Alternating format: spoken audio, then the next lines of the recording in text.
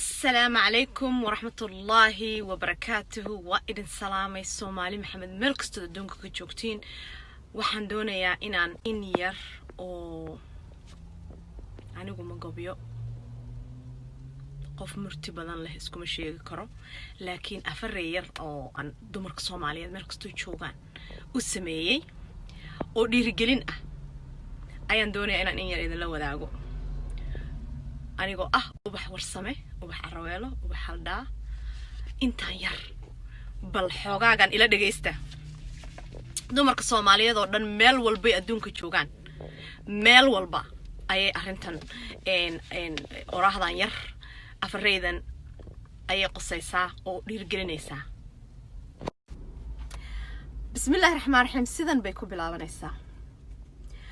anagu hayb manihin waxaan nahay hooyo qura haweenka Soomaaliyeed inaanu ahaado hiil hamuun badan baanu qabay habeenka barkiisa iyo had walbaba ku hamiya haweenkeenu waysku hayb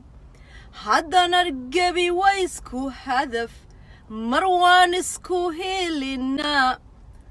mar kalena canaanta iyo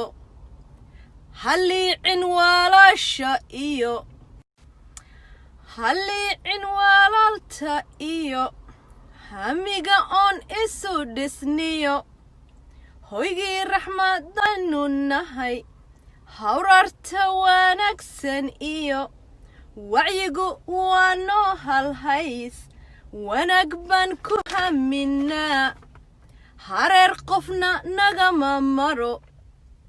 Allah no hiiliye dumarow hawshiina